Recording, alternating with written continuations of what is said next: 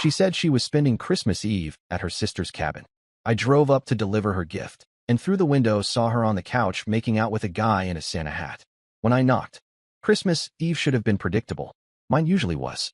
My routine never changed much. Finish work at the auto shop early, drop off gifts to my parents, watch the same stupid comedy movie for the 20th year in a row, and call it a night. Tradition kept things simple, safe, steady. But this year felt off from the start. Kira had been distant for weeks and never explained why. The kind of distance that settles into a room like fog. Cold, thick, and impossible to ignore. She'd stopped talking about her plans, dodged questions about her schedule, and kept her phone face down. It wasn't dramatic or explosive. It was quiet. A slow slide in the dark where I didn't even realize I was losing footing until my stomach dropped. 3 days before Christmas, she told me she needed space. Not forever, not a breakup, just a breather. She said she wanted to spend Christmas Eve at her sister's cabin in the mountains, a place they apparently used when life got stressful. She made it sound harmless, like a self-care retreat with hot chocolate and weighted blankets. I tried to believe her because believing her felt easier than considering the alternative. By Christmas morning, I convinced myself she was fine, that things weren't as bad as they felt. I had a gift for her, a hand-carved wooden box I spent a month shaping after work, and I wanted to give it to her in person. The drive wasn't far. The surprise would be sweet. Maybe it would soften the tension. Maybe this gesture would show I cared enough to drive through snow to deliver something I didn't want her to open alone in an empty cabin. That was the bet. Fix the distance. Reset the tone. Bring things back to what they were before everything felt like wet sand slipping through my fingers. The snow started coming down harder than the weather forecast promised. Thick flakes spiraled toward the windshield, turning the highway into a white tunnel. The wipers worked overtime. The radio cut in and out. I kept one hand on the wheel and the other on the gift box in the passenger seat, steadying it whenever the car slid a little on icy patches. The cabin Kira described was tucked up a narrow hillside road that barely fit 2 cars. Pines leaned over the path like spectators watching me squeeze past. By the time I reached the clearing, the world felt muted, sealed by a blanket of snow. Her car was there. That was the first jolt. I expected it, but seeing it parked at a weird angle, crooked, like someone pulled up in a hurry, made something warm in my chest cool down. The porch lights were on. A thin stripe of warm yellow shone through the curtains. I told myself she was inside reading, or drinking tea, or journaling about whatever stress she refused to share. My boots crunched through fresh snow as I walked toward the window. My curiosity dragged me past. Just one glance, I told myself. I didn't want to scare her by bursting through the door, and I didn't want to ruin a peaceful moment if she was finally calming down. That tiny justification, the soft lie we tell ourselves when we sense the truth is hiding behind a door, pushed me closer. I stepped under the window frame. What I saw didn't compute at first. My brain couldn't align the pieces. The reflection of firelight. A couch. A bare shoulder. Someone leaning forward. Someone else leaning back. Then the shapes sharpened. Kira. A man in a Santa hat. Their mouths together. Her legs across his lap. Her hand on his neck like she had known it for a long time. The air left my lungs in an instant. The cold hit the inside of my chest in a way that made it hard to swallow. Nothing dramatic, nothing loud. Just a hard stop inside me. A shutdown. The world grabbed me by the collar and said, "Pay attention." For several seconds, I didn't move. Not out of shock, not out of fear, but because everything inside me demanded stillness so I could understand what I was seeing. The simple truth that didn't need imagination or interpretation. Inside that cabin, on Christmas Eve, she was kissing someone who wasn't me. Someone comfortable enough to have his shoes off and his hand under the blanket covering her legs. Someone who clearly knew she wasn't spending the holiday alone. My hand tightened around the gift box until the wood pressed into my palm. I could have turned around. I could have walked back to the car and pretended I never came. I could have saved myself the crash that was about to happen. But I knocked. I don't know why. Maybe because I wanted her to see me see her. The first knock startled them. She pulled back and looked toward the door with a confused smile, the kind people wear when they expect a friend. She didn't even recognize the possibility that it might be me. That alone cut deeper than the kiss. She stood, fixed her shirt, and casually walked to the door. No panic, no fear, not even guilt, just mild annoyance, like someone interrupted her during a movie. When she opened the door and saw me standing there with snow on my jacket and a handmade gift in my hand, her face changed, but not in the way I expected.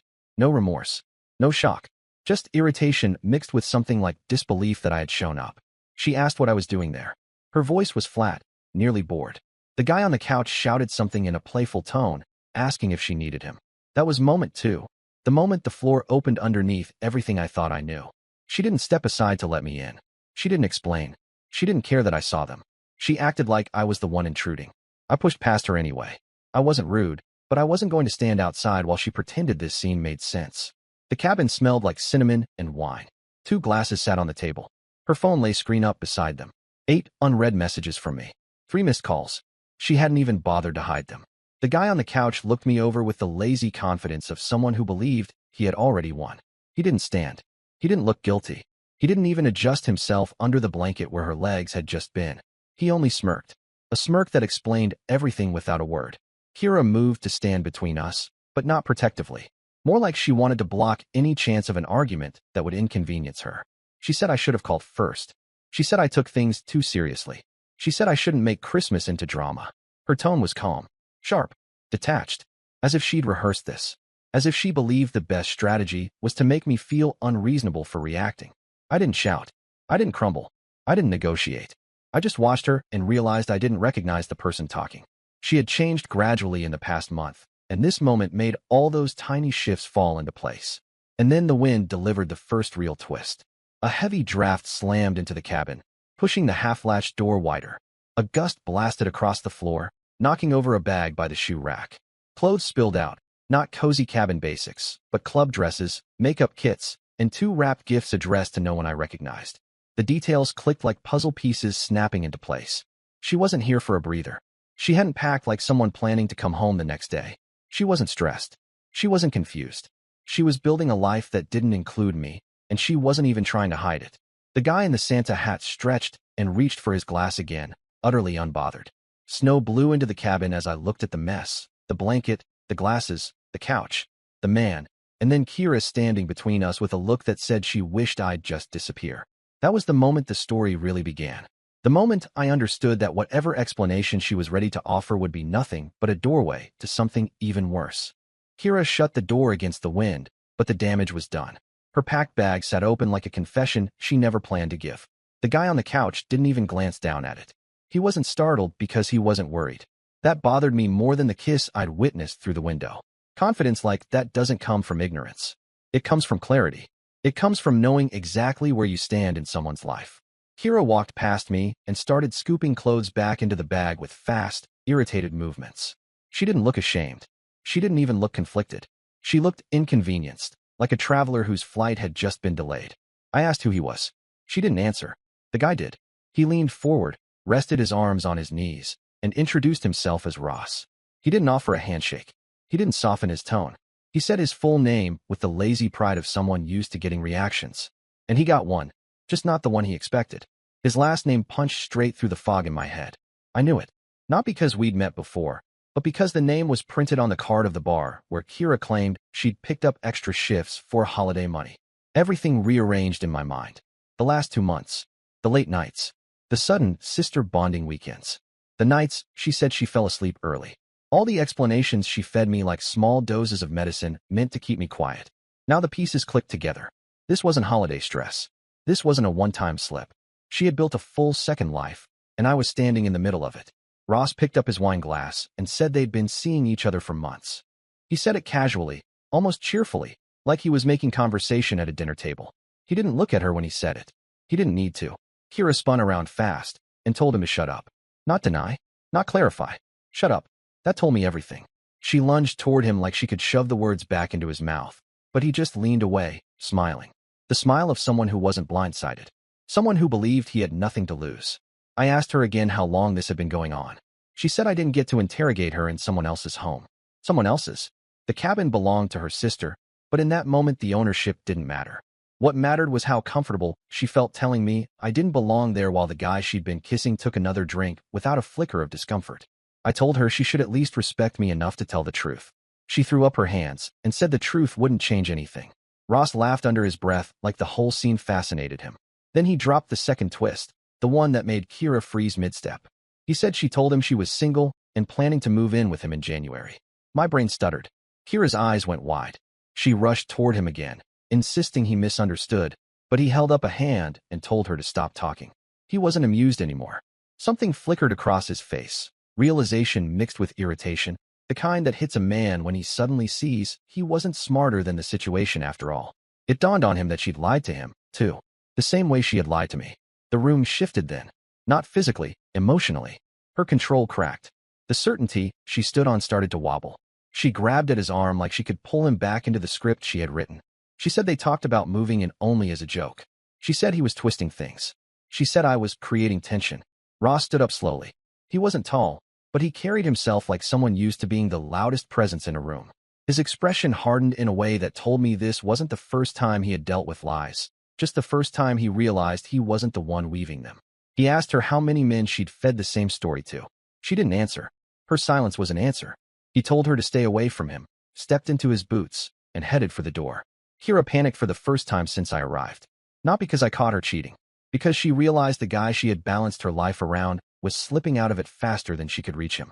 She lunged toward him and slipped on the wet hardwood where snow had blown inside earlier.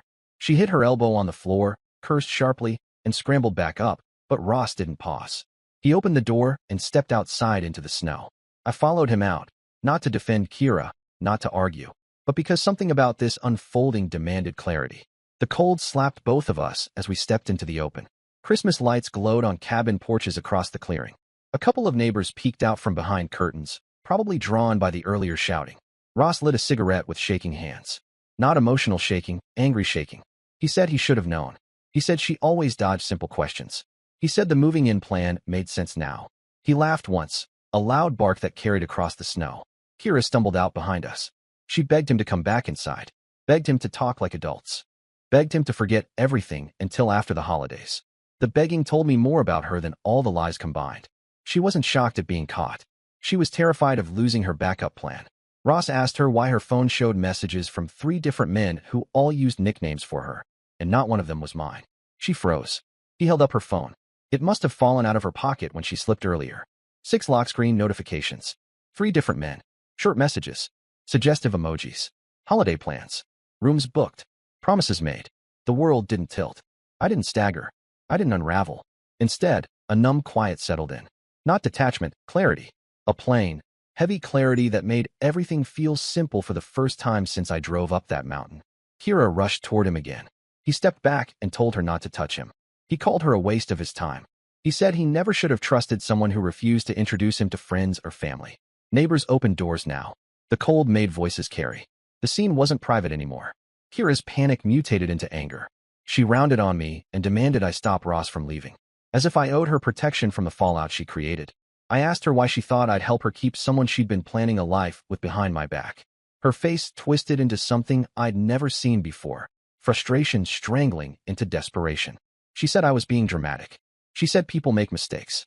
She said the holidays are stressful. And then, in a moment that snapped something inside me, she said I drove up uninvited and created the problem. Not the affair, not the lies, not the double life. My presence. Ross laughed again, louder this time. He shook his head, flicked ash into the snow, and said he hoped she never spoke to him again. Then he stomped away down the hill, disappearing behind a row of pines.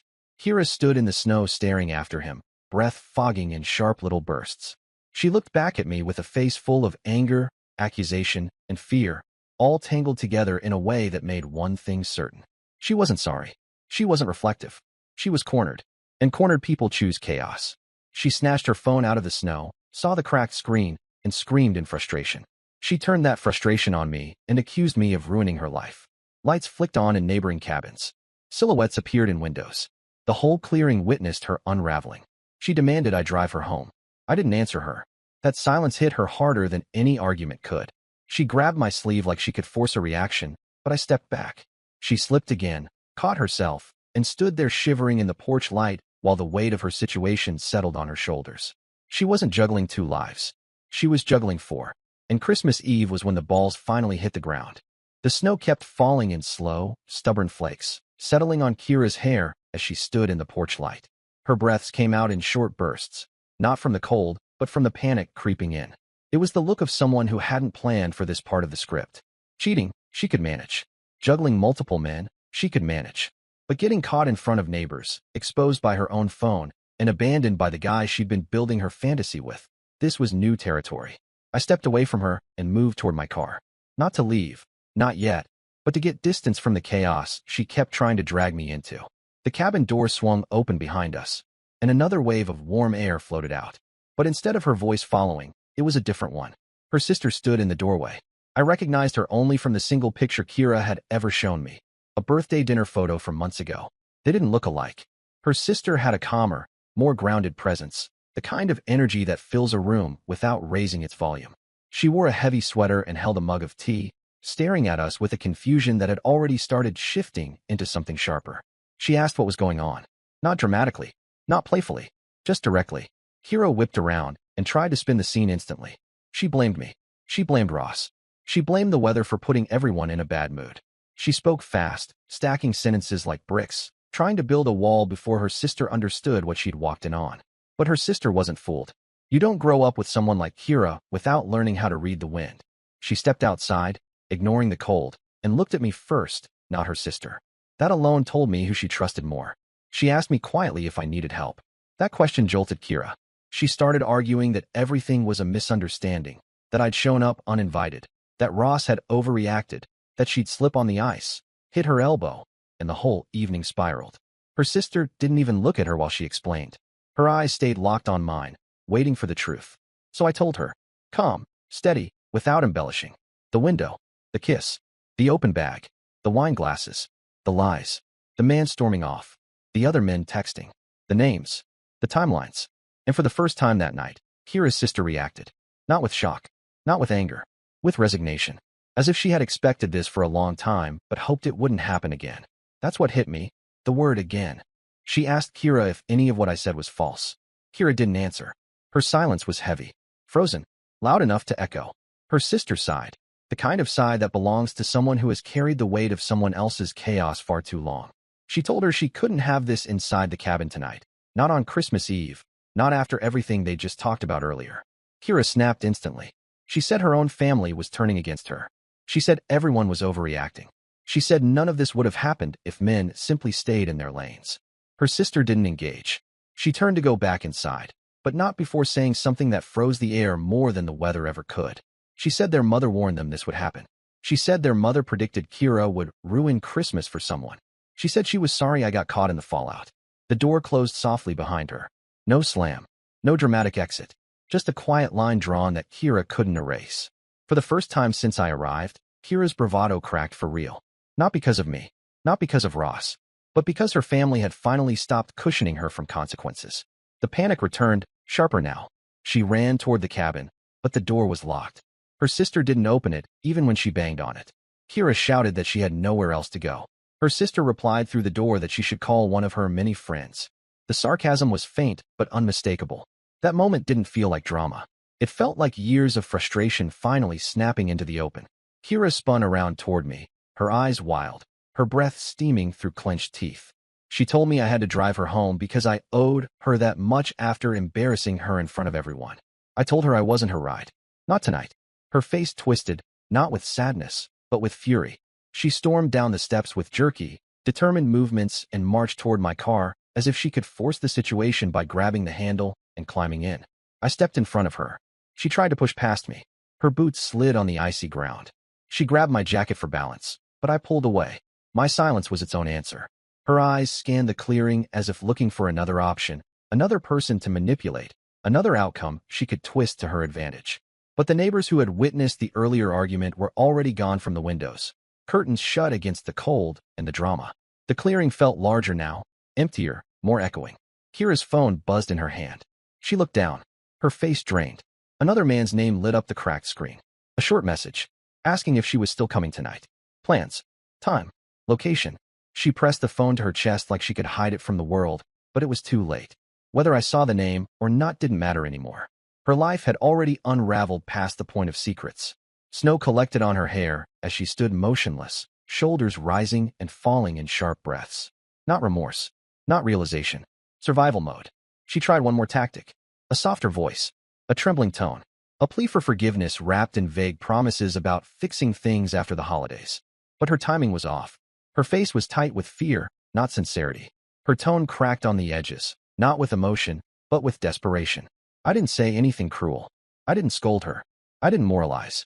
I simply told her I was leaving and she should find her own way home. That made something inside her snap. She shouted that I would regret this. She shouted that Ross would regret this. She shouted that her mother would take her side when she explained what actually happened. Her sister opened the door just long enough to tell her to keep her voice down and then shut it again.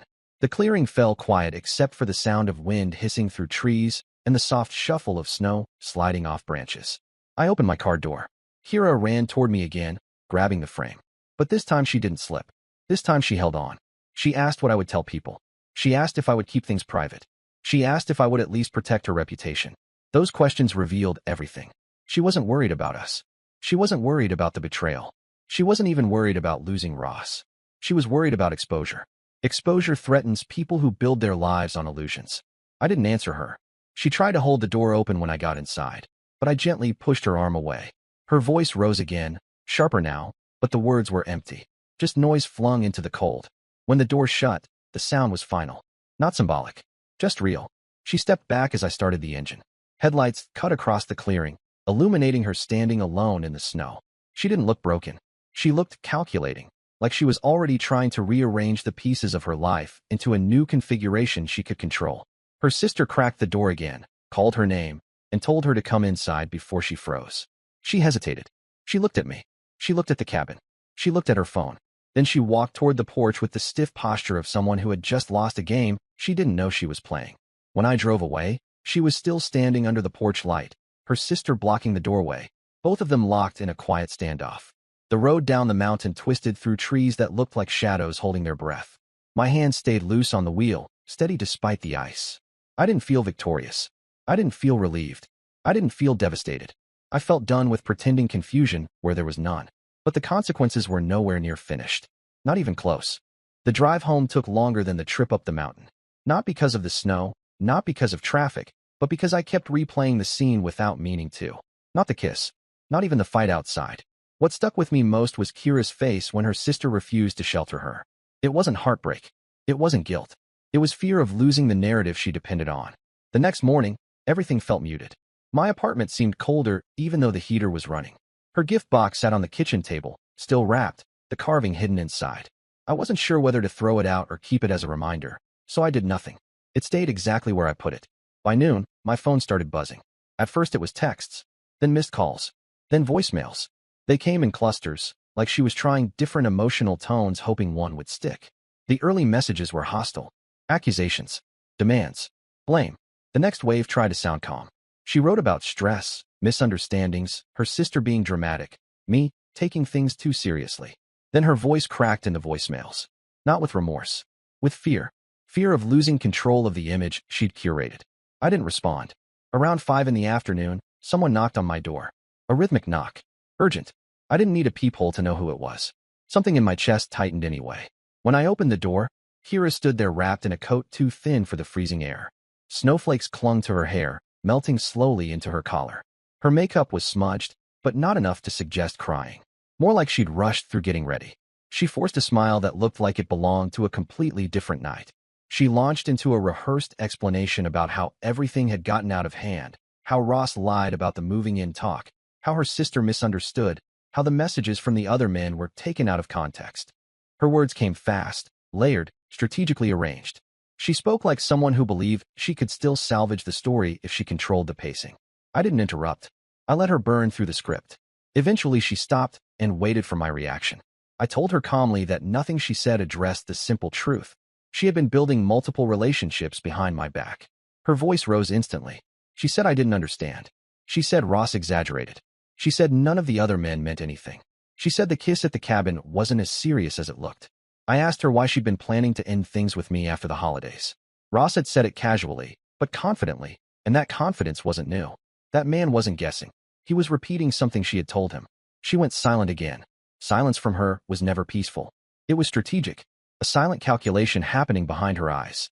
She stepped inside without waiting for permission. She moved like she still lived here, like the walls still belonged to her. The smell of her perfume followed her in, familiar in a way that no longer felt warm. She walked around my living room touching things absent-mindedly. Books, coasters, the back of the couch, like she was checking how much of her presence still lingered. Then she turned and said something that revealed everything. She said she chose me. Those 3 words were supposed to reassure, but they dropped into the room like a stone. She wasn't apologizing. She wasn't taking responsibility. She was announcing a decision she expected me to validate. I asked her why she wanted to stay with me after everything she'd built elsewhere. She didn't flinch. She said I was stable. She said I was reliable. She said I never disappointed her.